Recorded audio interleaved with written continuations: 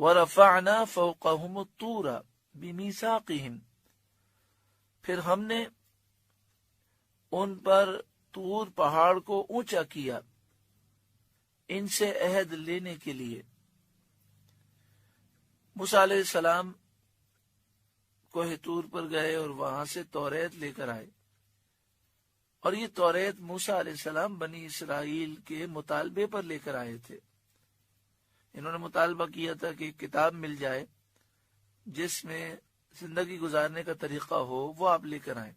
موسیٰ علیہ السلام نے ان کے کہنے پر اللہ تعالیٰ سے دعا کی، اور اللہ تعالیٰ نے حکم دیا کہ کوہ طور پر آپ آئیں۔ پھر آپ نے 40 دن وہاں گزارے اور وہاں سے کتاب لے کر آئے۔ تو بنی اسرائیل نے کہا یہ کتاب بڑی مشکل ہے، ماننے سے انہوں نے انکار کر دیا۔ تو پھر کوہ طور کو بلند کیا گیا، اور جبریل امین کوہ طور ان کے سروں پر لے کر آ گئے، اور سر کے تھوڑے فاصلے پر یہ پہاڑ تھا۔ فرمایا مان لو، اگر نہیں مانو گے تو یہ پہاڑ تمہیں کچل دے گا۔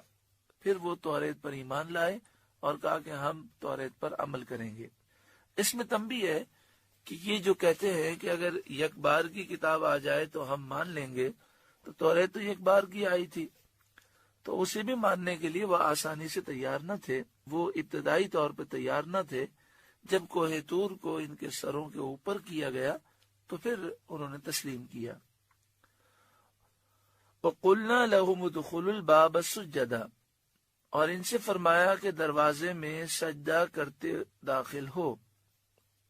یہ فرمان اس وقت تھا کہ جب یہ میدان میں اور سفر میں تھے، مصر سے شام جہاد کے لیے جا رہے تھے، راستے میں بھوک سے یہ نڈھال ہوئے، پیاس سے یہ نڈھال ہوئے، تو چشمے جاری ہو گئے، آسمان سے من و سلوہ کا نزول ہوا۔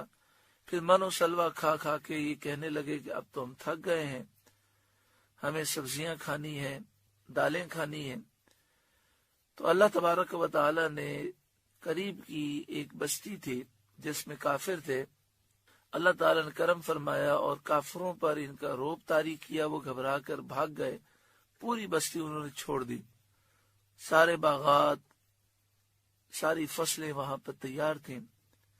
تو ان سے فرمایا گیا کہ جاؤ اس بستی میں، جو تم نے مانگا ہے وہ تمہیں مل جائے گا، مگر جب بستی میں داخل ہونا تو اللہ کی بارگاہ میں سجدہ کرتے ہوئے داخل ہونا۔ پہلے سجدہ کرنا، اللہ تعالیٰ سے معافی مانگنا، اور پھر داخل ہونا۔ لیکن انہوں نے یہاں بھی سرکشی کی، اور سجدہ کرنے کے بجائے سرین زمین پر گھسیٹتے ہوئے داخل ہوئے، اور معافی مانگنے کے بجائے وہ گندم کا دانہ دانہ یہ کہتے ہوئے داخل ہوئے۔ وَقُلْنَا لَهُمْ لَا تَعْدُوا فِي السَّبْتِ، اور ان سے فرمایا کہ ہفتے میں حد سے نہ بڑھو، یعنی مچھلی کا شکار وغیرہ جو عمل اس دن تمہارے لیے حلال نہیں، نہ کرو۔ سورہ بقرہ میں ان تمام احکام کی تفصیلیں گزر چکی ہیں۔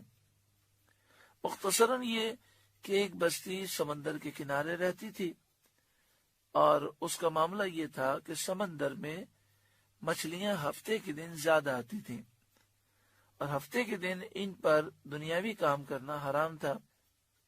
پھر انہوں نے یہ کیا کہ کچھ عرصے تو انہوں نے صبر کیا، اور پھر انہوں نے دیکھا کہ عام دنوں میں مچھلیاں کم آتی ہیں، ہفتے کے دن زیادہ آتی ہیں، تو انہوں نے سمندر سے نہریں بنائیں، اور کچھ فاصلے پر بڑے بڑے گڑھے کھود لیے، بڑے بڑے تالاب بنا لیے۔ جب ہفتے کا دن آتا تو نہروں کے منہ کھول دیتے، تو سمندر کا پانی نہروں کے ذریعے تالاب میں جمع ہو جاتا، اور اس پانی کی وجہ سے مچھلیاں بھی آ جاتی۔ پھر جب مچھلیاں وہ تالابوں میں، گڑھوں میں جمع ہو جاتی تو وہ نہر کا منہ بند کر دیتے تاکہ مچھلیاں واپس نہ جا سکیں، اور پھر اتوار کے دن وہ مچھلیاں اس میں سے نکال لیتے۔ جب انہیں کہا گیا کہ یہ تو شکار ہے اور تمہیں شکار سے منع کیا گیا، تو انہوں نے کہا کہ ہم نے تو یہ ہیلا کیا ہے، شکار تو ہم اتوار کو کرتے ہیں، ہفتے کے دن صرف ہم مچھلیوں کو گڑھوں میں جمع کرتے ہیں۔ تو انہیں حضرت داؤد علیہ السلام نے یہ سمجھایا کہ گڑھوں میں جمع کر کے بند کر لینا یہ بھی تو شکار ہے، اور شکار سے منع کیا گیا۔ تو انہوں نے کہا کہ ہم تو کئی سالوں سے یہ کر رہے ہیں، اگر غلط ہوتا تو ہم پر عذاب آ جاتا، ابھی تک تو عذاب نہیں آیا۔ 70 سال تک وہ یہ گناہ کرتے رہے، پھر اللہ کا عذاب آیا، اور جو لوگ یہ ناجائز ہیلا کرتے تھے انہیں بندر بنا دیا گیا۔ وَأَخَذْنَا مِنْهُمْ مِيثَاقًا غَلِيظًا، اور ہم نے ان سے گاڑا عہد لیا کہ جو انہیں حکم دیا گیا ہے وہ کریں، اور جس کی ممانعت کی گئی ہے اس سے باز رہیں، پھر بھی انہوں نے اس عہد کو توڑ دیا۔